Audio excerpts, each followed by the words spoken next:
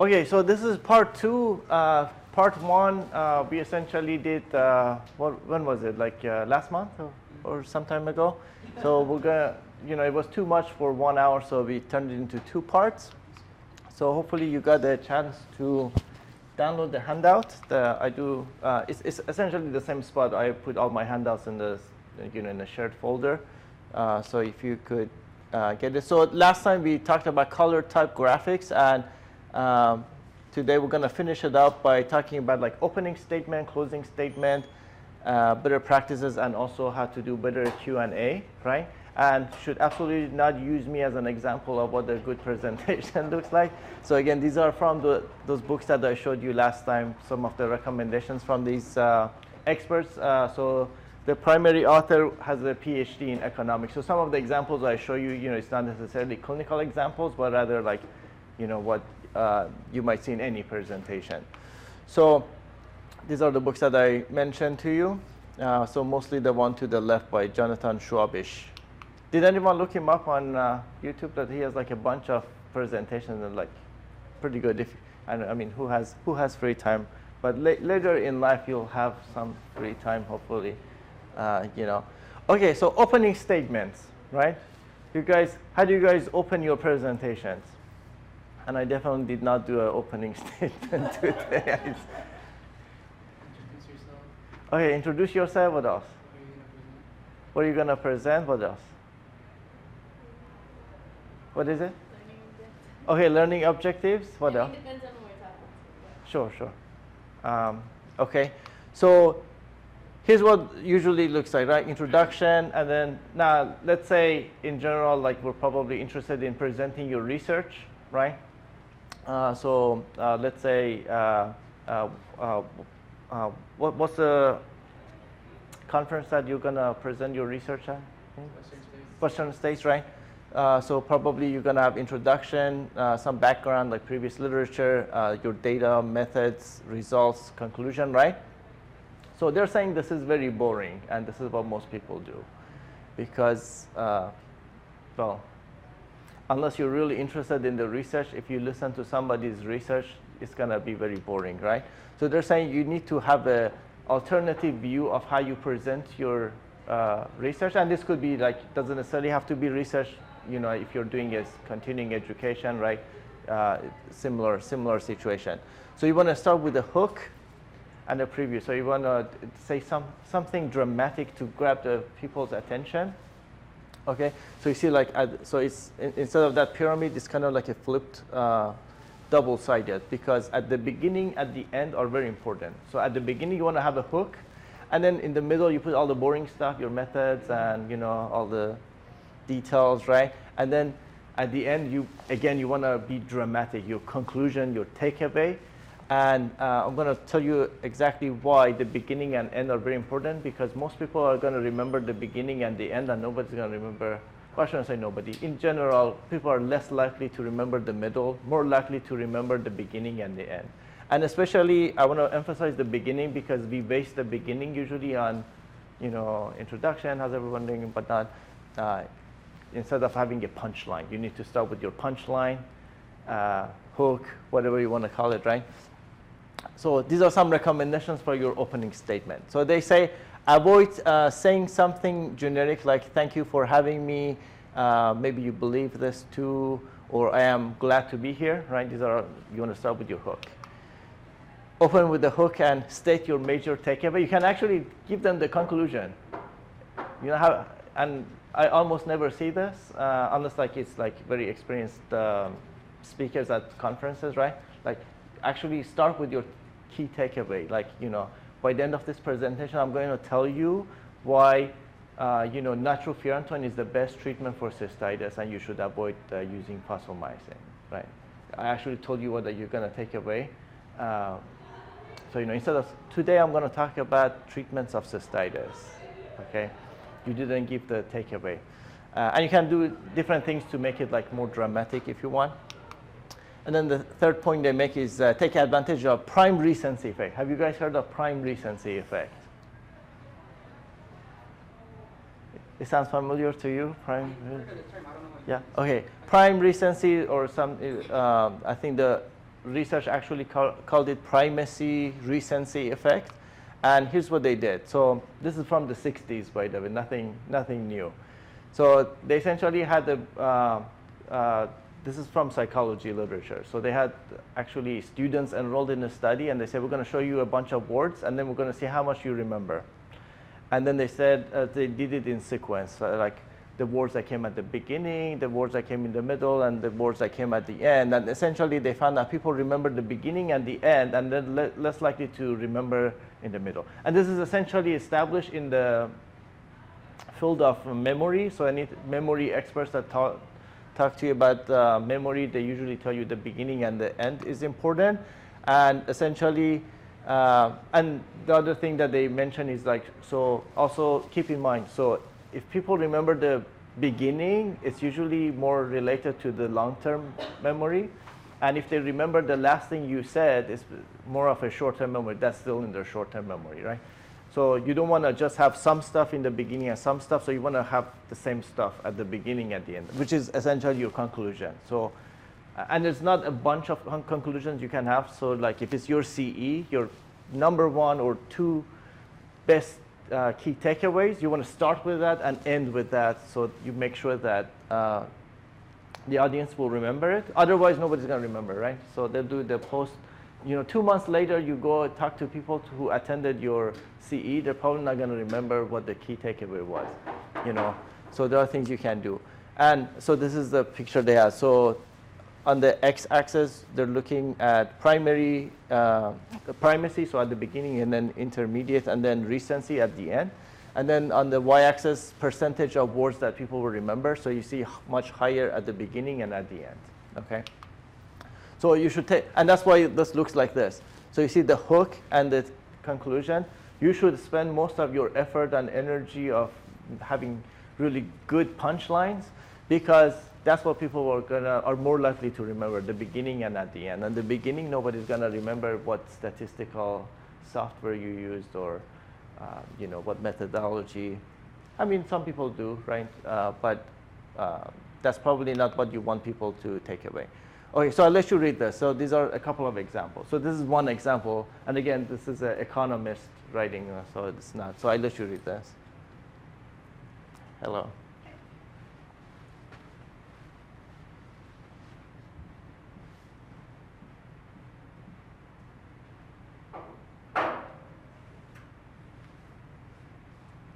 How do you guys like this opening statement?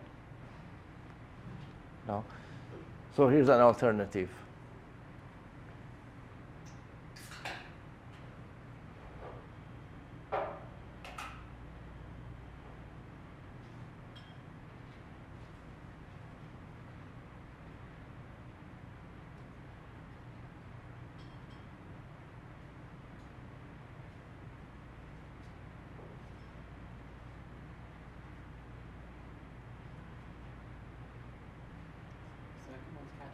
Catchy, right? So actually, so it's an opening statement. You tell them what you're going to talk about, but also gives out like the conclusion or whatever you want the audience. So take advantage of that. You can actually put your conclusions at your opening statement, so people can remember. Now, closing statement. How do you guys close your presentations? Thank you. What question do you guys have? Right? So, that shouldn't, okay, so closing statement, if you remember prime recency, right? So you say your closing statement, then if there is Q&A, that means technically that was not your recency, right? Mm-hmm. So I'm going to show you at the, later on. It's a good idea if you had like extensive Q&A to also close it with your takeaway.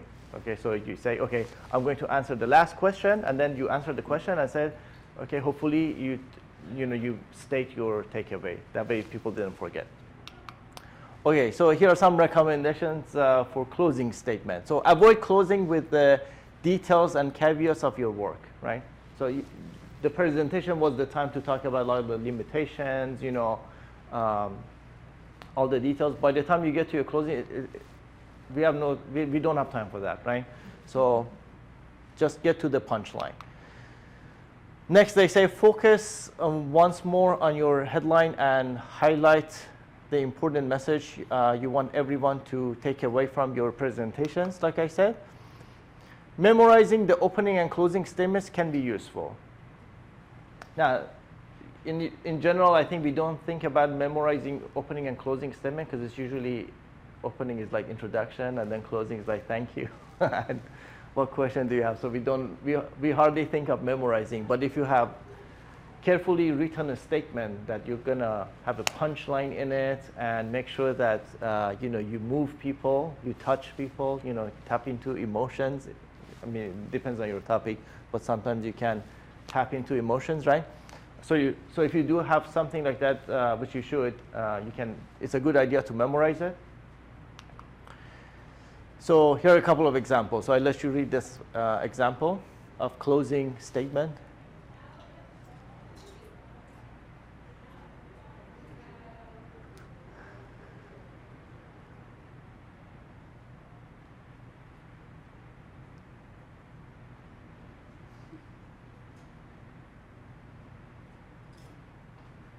How do you guys like this?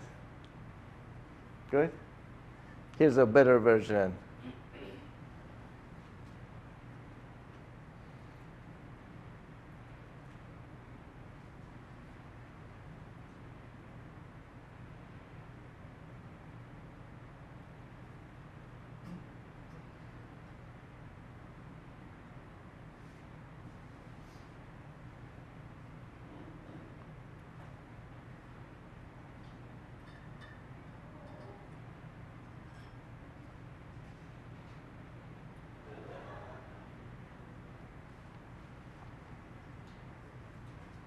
Better? So a little more dramatic, right? So you can put like numbers. Like usually the way we use numbers is like, oh, at the beginning I'm going to have some epidemiology slide. Here's the prevalence of whatever, right? Instead of having a slide on prevalence, you can put it in your punchline. Imagine you are one of the, 60 million people suffering from cancer, or instead of at the beginning you have like prevalence. You can put it in your punchline to like you could be one of the 60 million dying from, whatever your presentation was. So you can make it a little more dramatic, and of course you tie your takeaway in there, so it sticks better. Okay, so that's all they had on opening. I mean, there's not much you can do with opening and closing. And then at the end, you'll have hopefully time for Q&A, and you should always have time for Q&A. If you ran too long. And that's why when we talked about like learning objective, I said like usually you shouldn't have too many learning objectives. Like 5 learning objectives for one CER is too much, right? You're not going to have enough time for your Q&A. So you want to make sure there's plenty of time. So give compliments first. So how do you give compliments during Q&A?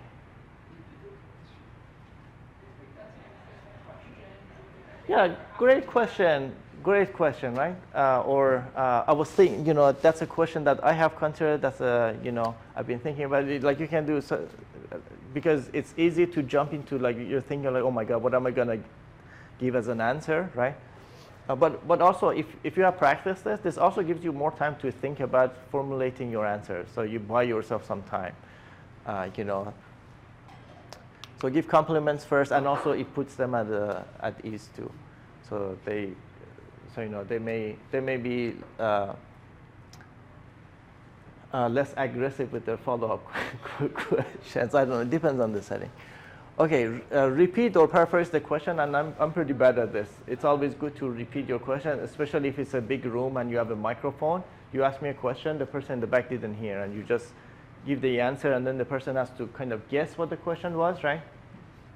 Especially like your CEs are online, right? So, your CEs are different because you just have to read the question. But in a live audience, it's good to repeat the question or even paraphrase. Also, sometimes if you're not sure what you can paraphrase it. Like, I want to make sure I understood the question correctly, and you paraphrase it and say, "Is that what you're asking?" That also helps you to make sure, because what you don't want is you give a long answer and they say that's not what I was asking, right? Because because, and not necessarily your fault, because sometimes people are not very good at asking questions, so their questions may not be clear. So, it's good to repeat or paraphrase. Ask open-ended questions. So, close-ended question like other questions. Open-ended is what question do you guys have, right? So anytime you ask questions back, make sure it's open-ended.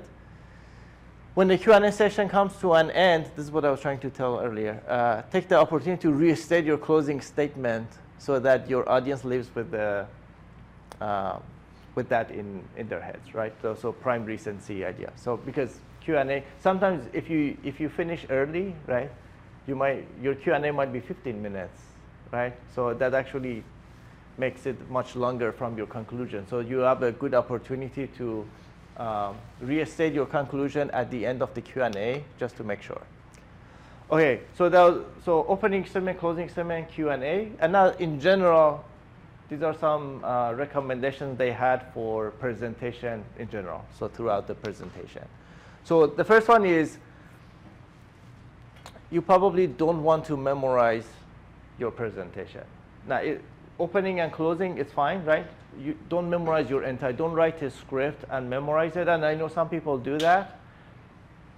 And some people can do that, right? It's risky because if whatever happens and you forget one line, it can throw you off your entire presentation. So in general, it's not a good idea. And also, it doesn't sound natural. You're trying. It's good to talk to your audience, right? And that's why I say, you don't want to do what I did here where I have full sentences, right? You want bullet points, don't have full sentences. I put full sentences here so you have a record of all these recommendations from the book. The second is practice can help you detect any distracting patterns in your speech. So practice, different ways to practice. You can practice with a friend, with a mentor, in front of the mirror. You can record yourself. This is actually pretty, and it doesn't necessarily have to have your video. You can literally record your voice because not only you see how long it took you, but you can also listen and catch distractors like like, people say, like, there's a lot of fillers. People say, a lot. So it's best to minimize those.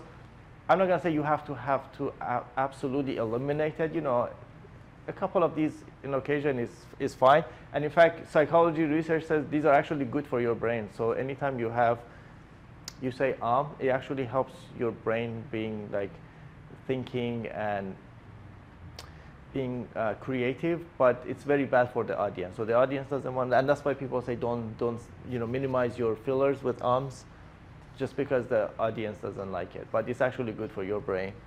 You can practice. Like I said, you can record yourself. You might discover things that you say that you're not aware of. And have you guys listened to yourself? Sometimes you discover like I discovered that I used to do that, make the sound of, because I record a lot of videos. I was like, oh my God, I do that a lot. So I wouldn't have known unless I listened to myself. So I do that a lot less now. So that's helpful. Project to the person in the back of the room, especially if someone in the front is asking you a question, project to the person in the back of the room to make sure that everybody can hear you. Now, usually when you have a microphone, it's not an issue, but right now, it's a small group, so it's not an issue. But if I was in a classroom, I would have to shout at the person in the back. That's also useful. So if someone in the front is asking you a question, it's a good idea to walk away from them, because the natural tendency is to walk towards them. Like, you ask me a question, I come to you like, oh, and then this becomes because I'm not going to shout to your face. So actually my volume will go down as the closer I come to you. So if somebody in the front is asking a question, I usually try to step back, go as far. That way she has to shout now because I'm getting further from her. And then now I have to shout back so the person in the back can hear. Okay, next they had slowing your rate. So this happens to all of us. We speak like really fast. because primarily because you know the stuff so well and you have practice and you're so over it, right? Because you have said it so much, like, oh God, I have to go. Like, you want to get through it as quickly as possible. You're worried that you may run out of time, so you say things very fast, and this is very bad for the audience. So actually slow down. So, you know, of course, practice will help you slow down. You can also make intentional pauses. You know, you can actually build that into it. Let's see, what else did I have here? Pauses. So pauses are a natural part of our everyday speech and give your audience a moment to absorb what you've said, right? So you know the stuff so well. So when you're, you know, going so quickly, people may be lost in the audience. And also it depends, you know, you're presenting your oncology to a bunch of oncologists, sure, they're not going to be lost, you know. You speak to students will definitely be lost. Or if you're doing a CE, not everybody is expert on the topic in the room, so people have come to learn something. So you do want to take your time.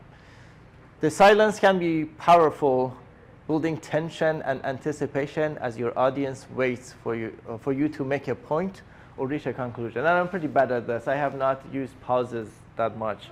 You know, you can say, and so, you know, imagine you're about to show the results of your study. So you talked about your methods and you say, so we did all of this, and after looking at 60,000 patients over the last 5 years, what we found was, you know, you just you know, just a fraction of a second of a pause, you know, people are like, oh my God, what did you find? Now, assuming that wasn't on your screen, so it was, you know, it's more difficult. So you can animate things, so then you animate it. And also when you animate it, it takes time for the animation that actually could be your pause as you're waiting for the, you know, for the number to fly into your slide. Because in general, like, people avoid the animation because it actually is an unnecessary pause, right? So I actually minimize animations in general because there's too many pauses, you know, but you can be intentional to bring a dramatic effect. Prepare to speak for 80% of your allotted time so you can take questions and adapt if things are running late, right? So 80%, that's assuming you speak slowly, right? So don't go faster. Okay, number 9 was always orient the audience to your charts. Do you guys do this? When how do you orient people to your chart? What is it? Like a laser pointer? I'm looking for more than that. So, like, I'll explain, like, what the relationship, like, what are we looking at, what are on the axes, what are Oh, hold on. Yes, let's practice. Who wants to volunteer to present this graph? Sorry, because No? you are absolutely correct. I'll start. Who does ID? You're the ID guy. Apparently. Okay. What do you see on? Do you have any questions about it before I put you on the spot? Why don't you practice for a minute so you can present this? We're just trying to show what's concentration dependent. We have tobramycin, ciprofloxacin, tacrolimus. If you haven't heard of that, just consider that the beta-lactam.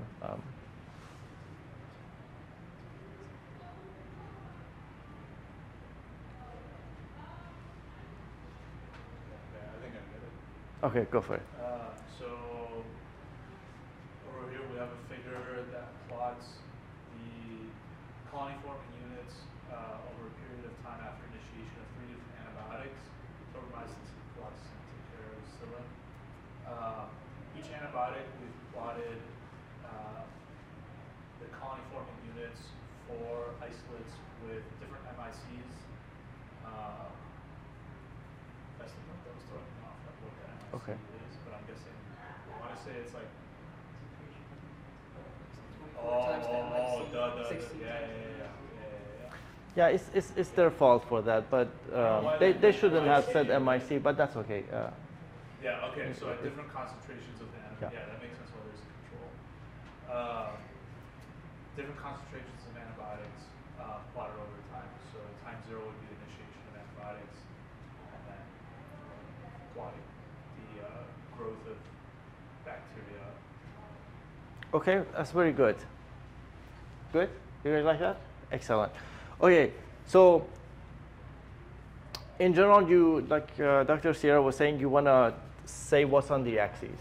Okay, so here in this picture, I'm showing you 3 antibiotics, tobramycin, ciprofloxacin, ticarcillin, beta-lactam.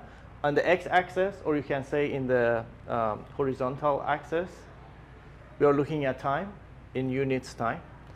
On the y-axis, or you can say on the vertical axis, we are looking at how much bacteria is growing measured in colony forming units. Okay, so you just oriented to the axis. Okay. Now we have 3 panels, so you can say in all of these we have a control where we don't have any antibiotics. That's the red line. So as you can see, as time goes on, the number of colonies will grow because there are no in all of these 3 panels. Now in each panel, we're showing you what happens when we have antibiotics and we increase the concentration. So as the color gets darker, we are increasing the concentration. So with tobramycin, you can see that as the concentration increases, the drop in colonies is much significantly higher. The same is true with ciprofloxacin. As we increase the concentration, the colonies drop very quickly as time goes on. Now with ticarcillin, we can see that although initially some increase in concentration makes a difference, at some point it doesn't matter how much you increase the concentration. So what it tells you is that the first 2 are concentration dependent, whereas the third one is concentration independent. But anyway, the point is you orient to the axis, like Dr. Sierra was saying. Here's another one. So this is about, who wants to volunteer on this one? This is adverse effects. This one is easy. Adverse effects of vaccines.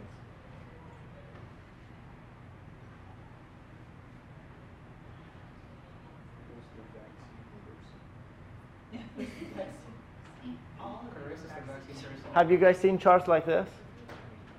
How often do you see vaccine? And this is in the Lancet. Lancet Infectious Diseases. This is not a random journal. So they have chosen this type of chart.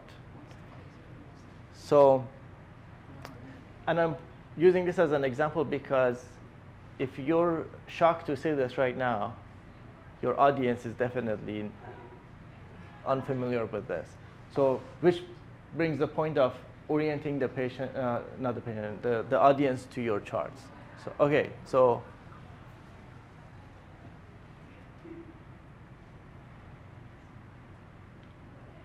because we don't have axis here, now you're dealing with angle, right? So you can say, okay, so here I'm showing you the adverse effects of the vaccines, the 2 vaccines. So a full dose of Pfizer's vaccine and a half dose of Moderna's vaccine. So red is the full dose of, where did the laser go? Oh, it doesn't do on TV. That's what it is, okay. Sorry, the TV is immune to laser. Did you know this? I didn't know this. You see, it works on wall, but not on TV screen. No. Is it just, I mean, I guess it's just. But anyway, that's not the point. Okay, so I just defined red and blue, the 2 different vaccines. So we are looking around the circle, we have put different adverse effects. And from the center of the circle, measuring out is what percentage of each adverse effect occurred in each. So you can see, for example, pain. Sorry, I have to point now. Pain. So the further you go away from the center of the circle, that means the higher. So and then so you know this is 0%, 10% radius, and 25% radius. But anyway, you just orient the audience to what they're actually, instead of this is on the screen and I'm telling you, obviously there is more pain with the full dose of Pfizer than the half dose. You know, it's obvious to you because you spend time looking at it at home, but you should orient your audience to what they're looking at. But anyway, don't worry about it. I tried to find a ridiculous figure, and I had one ready to go. Okay. Now, Dr. Sia, sorry, I cut you off earlier. So, was there another thing on your list that we didn't let you?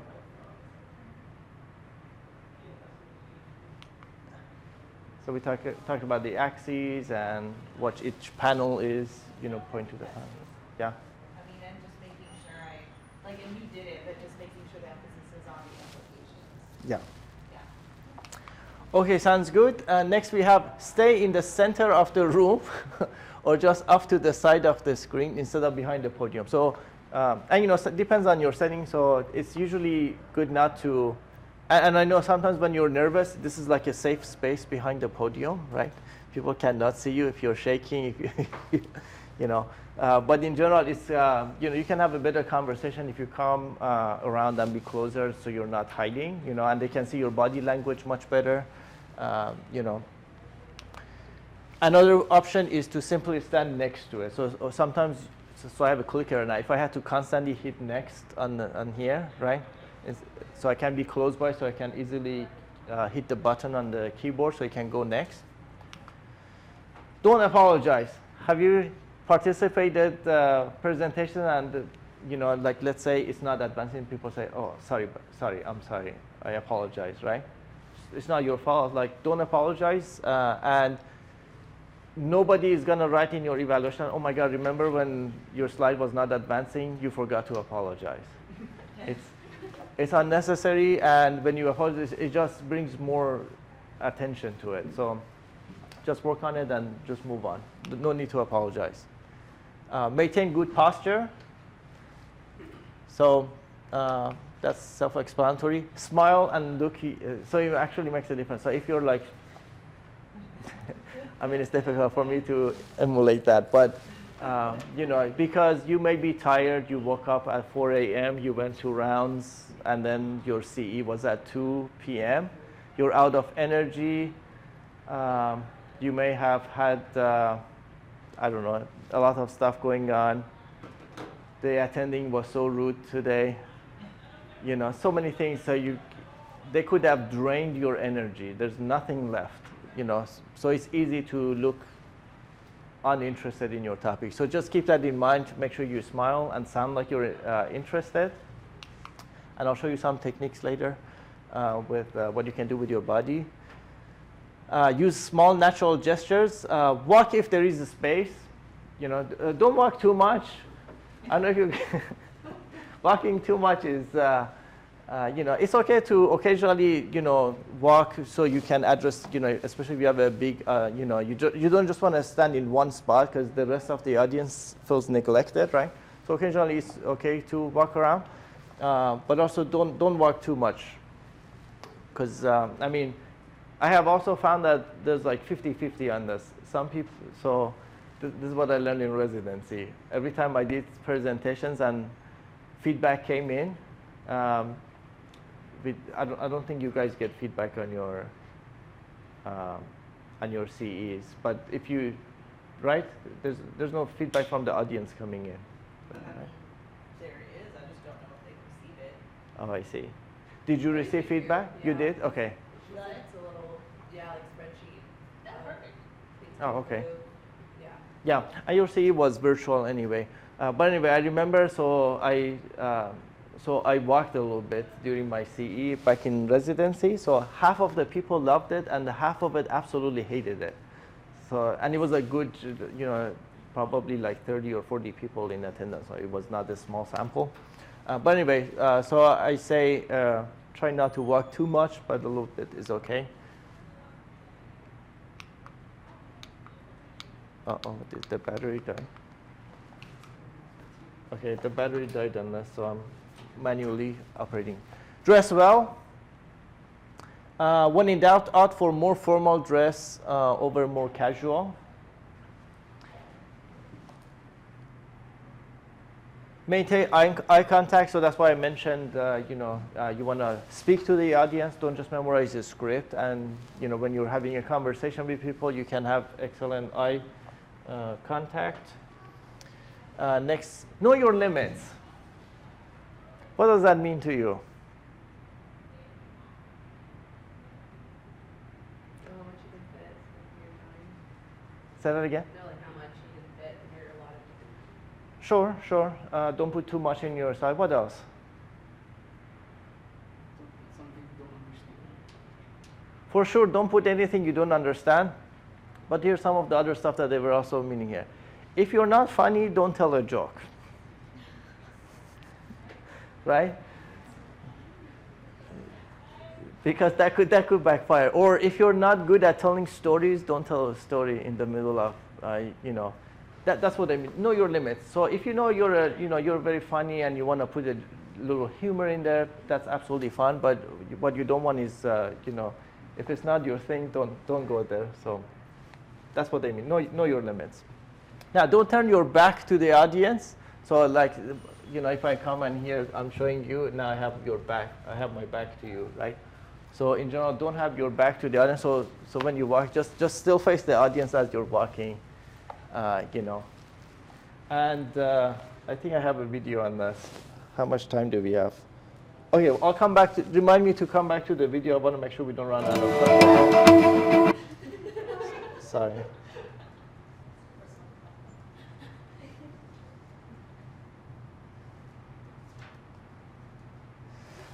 Okay, we'll come back to that video if there's time. Use powerful poses. Have you guys heard of power poses? Yeah, so this was Amy, you guys know Amy Cuddy? Had a famous TED Talk. You can watch the TED Talk later, but talks about what you can do with your body. So she's a psychologist, and I forget which school she's teaching at. Essentially did a lot of research to this type of research. So it has to do with what you can do with your body in order to change cortisol levels in the body. So essentially got blood levels to see what the cortisol is before and after some interventions with the body, and she came up with the power poses. So these are the powerless and powerful poses. So powerless poses on the left. Essentially, so this has to do with evolutionary psychology. So essentially, throughout evolution, where we were followed by tigers, and well, I don't know if you guys know this. So if we'll use tiger as an example. When a tiger catches something, what part of body do they eat first? No. That's how they kill it, but they don't eat it, huh? Oh, no, you said. Is that what you said? It's the internal organs. That's the most nutritious. It's not the muscle, it's not the steak. It's the organs. It's the liver, the intestines. They eat all the organs first, because if they have to flee the scene and they left all the steak, they got all the nutritious stuff. So pretty much lions, tigers, they're all on the same page. They eat the organs first. If there is room, they'll finish the muscles, whatnot. But anyway, I say this because, so if you are trying to survive, the nature wants you to protect your internal organs, okay? So when you're in a stressful situation, your body language goes around protecting your intestines, okay? So these are powerless poses on the left. So you see these are usually, protecting the intestines. And what Amy found is that when you do this, even though a tiger is not coming after you, your body thinks you're trying to protect yourself, so actually cortisol levels go up. And she has measured it. She got blood levels, so she's not making this up. The opposite is when you have powerful poses. So the big example is chest out, right? You have your chest out. Your body knows, oh my God, you feel so safe. There is absolutely no need for cortisol levels to go up. So you can the Supergirl, no, what's it called? Superwoman, Wonder. But you see, like the hands on the hip, so you can do it. Now, don't do this in the middle of your presentation. So the technique is right before your presentation, you go to the bathroom and you practice some of these, or before a job interview, whatever is about to make you, nervous or stressful, you go and do these power poses to the right, and it actually helps lower your cortisol levels, and it helps you, okay? And Now, this has nothing to do with politics, but I'm just trying to show you what some of the, so this is some of the power poses by some of the former leaders. Yeah, you can come and sit. Huh? You can sit if you want. We're just doing a workshop. Okay, so I think that was the last one. So we have time to go back. So essentially, that was Angela Merkel was doing the number 3 pose. So those are power poses. Now I don't know if that was intentional or that's what. But when I saw that picture, I was like, "Ooh, that's one of the power poses. I'm going to use it in my slide." Okay, so I'm going to show you the video. Let me lower the volume.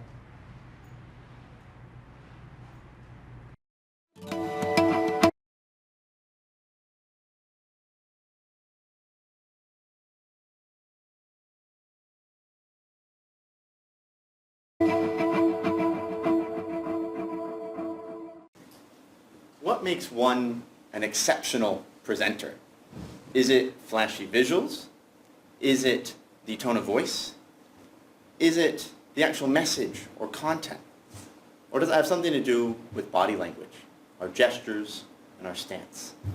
Today, we want to talk to you about this latter point. How do we use our body effectively to communicate our message?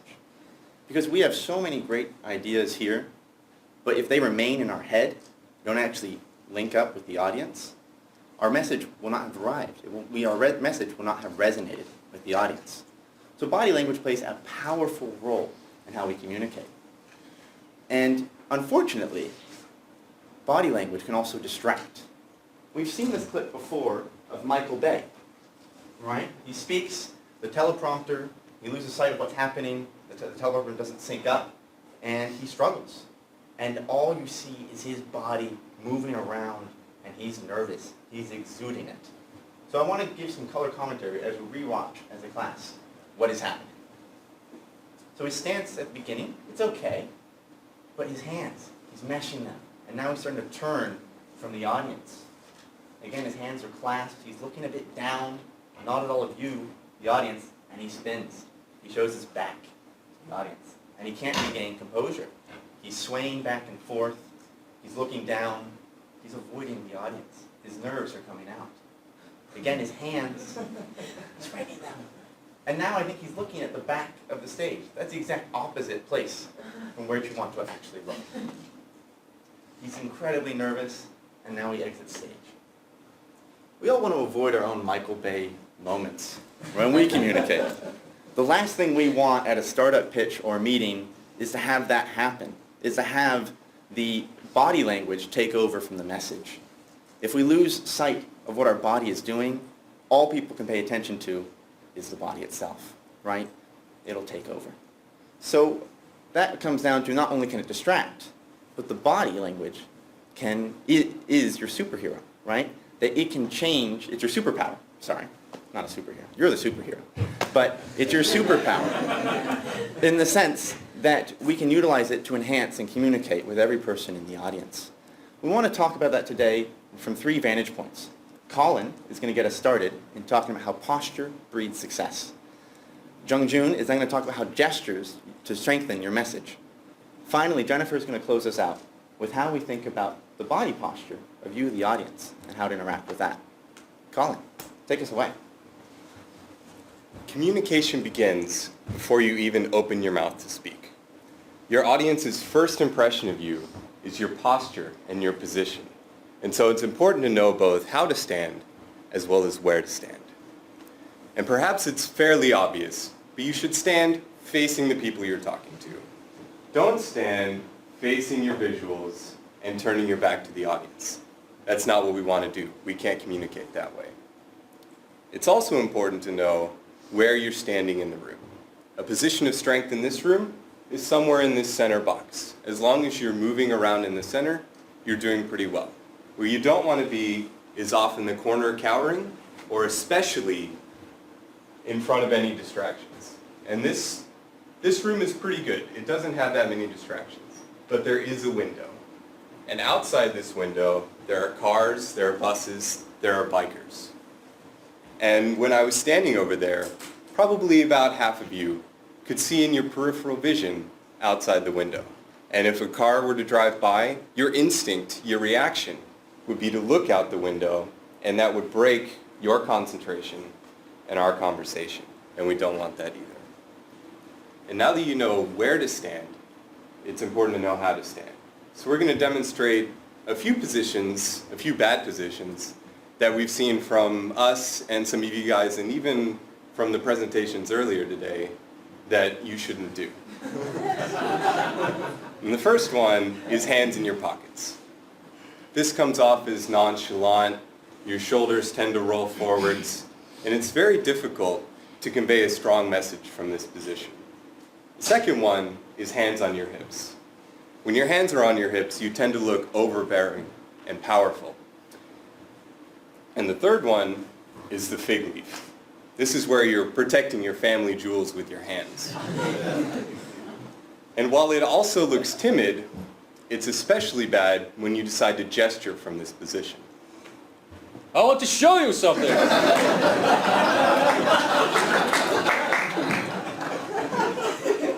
You look like you're flashing the audience, and that's not a good thing. So how should you stand? And if I could actually get all of you to stand, I'll lead you through a short demonstration on how to find your base posture.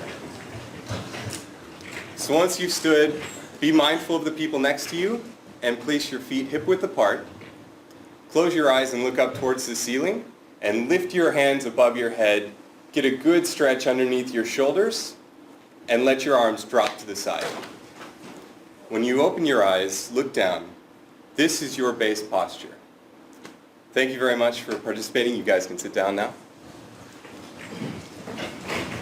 Now that you've found your base posture, this is where you should gesture from, and it's where you should return to when you're finished gesturing. It may not feel the most comfortable, but it looks the most comfortable to your audience. Remember that your posture and position are the audience's first impression of you. But now that you know how to stand still, it's time to learn how to move. Gestures are important because it helps you communicate better. For example, if you use gestures, the audience remembers twice as much. It also helps you, the future speakers too, because it helps your memory when you speak. Also, beside the transition, your hand and arm movement is the biggest movement that the audience can see. You can either use it wisely or waste it on random and distracting gestures. I'm going to show you 3 types of gestures: the give, the show, and the chop. Here's an example. This quarter at the GSB, I went to this communications class. It was so great. I mean, you could feel that your skills are improving. I think this was the best class I've ever taken. Let's rewind and see what happened. The give. This quarter at the GSB, I went to this communications class. So this gesture is used to give the audience the facts or the options. Remember to have your palms up, not down. We'll get to that in a minute. The show. I mean, you could feel that your skills are improving. This kind of gesture has the largest variety, and your imagination is the limit. Just remember that the gesture and the message has to match. For example, you can't say, "Profits are rising," with a gesture like this. So, congruency and creativity. The chop. I think this was the best class I've ever taken. So, this gesture is used to deliver strong opinion. You can either use it one hand, or you can use both hands. You can use both hands and do a larger chop, which will deliver a stronger message. So, next time when you do gestures, think about these 3 types and plan ahead. 3 types is the give, the show, and the chop. Ha! I bet everyone in the room is going to remember this.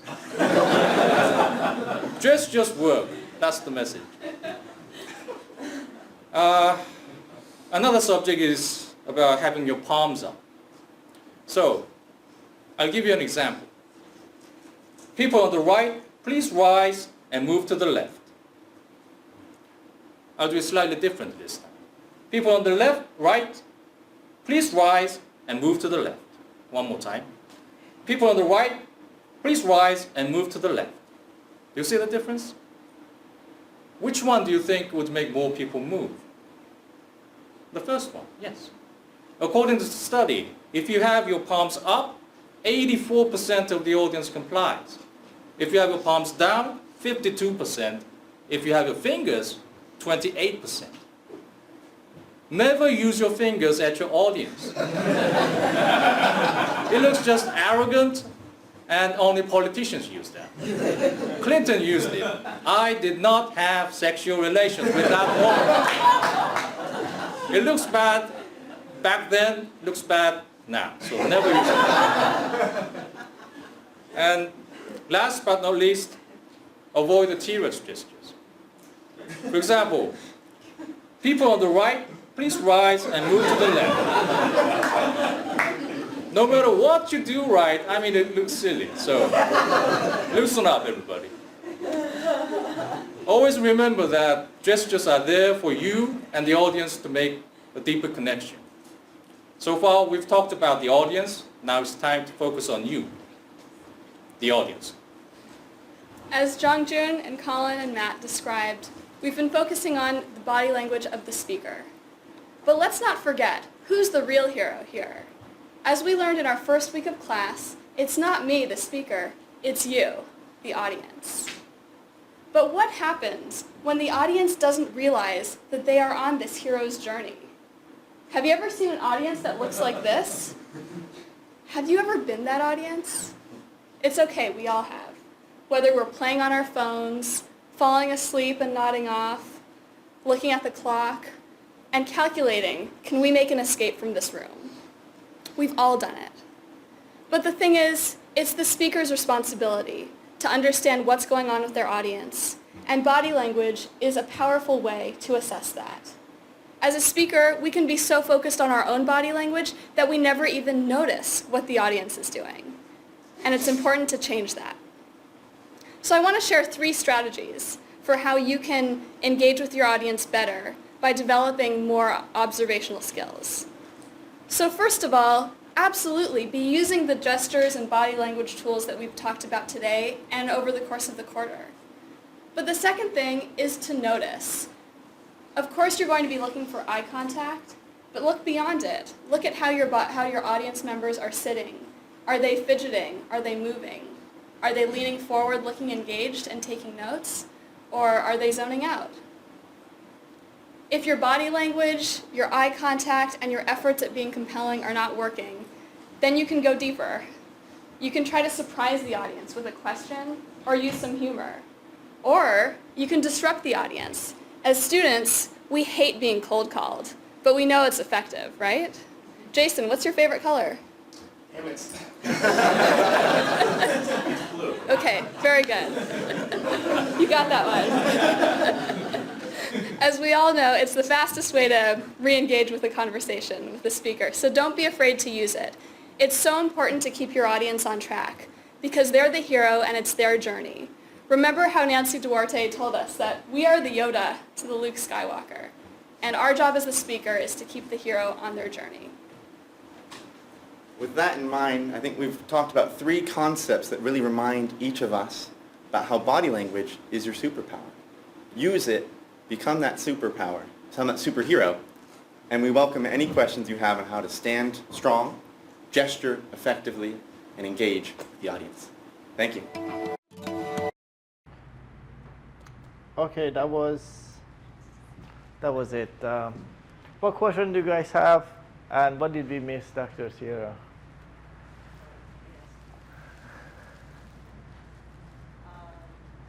I think it's a little bit difficult to implement some of these during your CE presentation, but there's definitely good resources about word, like your volume, your pitch, your tone, which you didn't talk about a ton. Did you talk about last time? Probably, yeah. Okay, then I missed that one. I'm sorry, but like that's I think. No, I mean last year, not the part 1. Oh, I'm sorry. I meant part 1. Yeah. I think it's something to think about when you're giving a presentation. When I've done virtual presentations, I don't know about you, but I will use some of these physical tactics, like how you stand or how you move, even if the audience can't see you, because it does, for me at least, kind of shift my mindset when I'm presenting. Because if I'm just like slumped over here in a corner, like trying to present, and for me, sitting when I present is very difficult. Like I much prefer to stand. So like you have some flexibility in the room that you can think about how that works best for you, even if the audience can't see you. Your tone will reflect a lot. So, something else to think about for CE. This is good for COS, since you will, most of you will be facilitating in COS. Got it. Western Conference is in person, right? Western States is in person. It's just the State, CE yeah, that's not. yeah. But it is live. Yeah. It's just not. But yeah, Western States is definitely in person. And it's super fun. It's fun. You all look sad about it, but it is fun.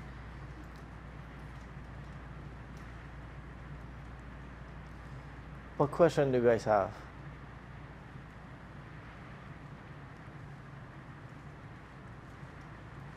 Nothing? Okay, well, hopefully this was helpful. And good luck. See you guys next time. I don't know, do we have more this year or this was the last of? This is the last one this year. Then we'll see you in January. This year. Yeah, the